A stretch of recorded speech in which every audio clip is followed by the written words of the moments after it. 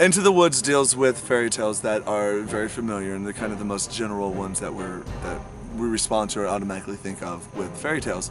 However, I think it's important and it's very interesting in this production how as adults we revisit them. And when we are kids, we understand stuff in one way, and when we become adulthood and when we mature, it becomes a whole different meaning. And I think it's important in this show is that they take the different parts and the different areas of the fairy tales and they weave them in a way that it's you learn a little bit more. That you go a little bit below the surface of what is generally, you know, right and wrong and good and bad. It kind of exists in the area of gray. They're still relevant. They're every story that is in the show or fairy tales in general, they tell a story, they tell a lesson, teach a lesson. Everybody should follow. Yeah, and I think the grown-up aspect of this is not your typical fairy tale. So the neat thing that this has that incorporates is that it tells you what happens after they get their wish and after they get their happily ever after. And it says you may think you know what you want and it is your wish, and so you get what you want, and then it's like, is this really what I wanted? Yeah. I like how in Into the Woods all the fairy tales like combine, and it gives you more background to what you thought you knew, but now it gives more. Many of the fairy tales have got life experiences in them, and they tell tales of how to overcome some of those experiences, whether they're bad or good, and how to go on with the rest of your life. Much like Into the Woods. We go into the woods and we come out of the woods. Different people.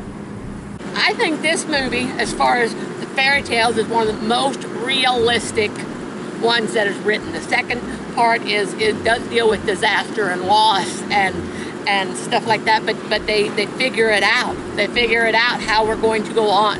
Yeah, they go ahead and they go through it. Yeah. And they've learned from their experiences, that the hardships or whatever it was that they went through, they learned from that, they grew from that, and they were able to go back into the woods with that knowledge of, yes, it may be hard, yes, there may be trouble, trials, but I have the strength and the ability to deal with that now. Yes! It's showing that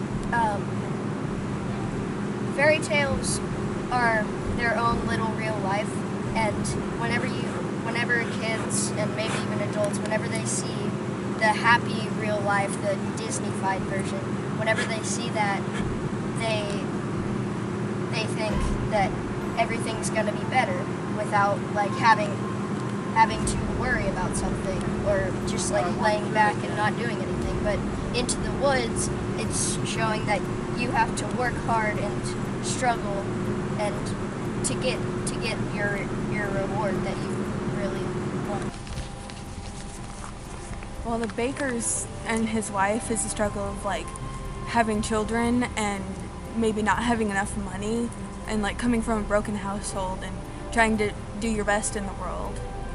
And that's like, you can make it no matter what happens. The fairy tales sort of present different situations that are like still relatable today, and then but with this musical, it's like it kind of shows that it's not always like a happy ending like it is in a fairy tale. It's an escape from reality, to be honest. I mean, where else can you have like mermaids and fairies and all these other and talking animals? Yeah. I think it challenges our ideas because it's taking these fairy tales that people have known so well, like told their children and stuff, but then molding them in a way that we don't remember, that a lot of people might not even have known was a fairy tale.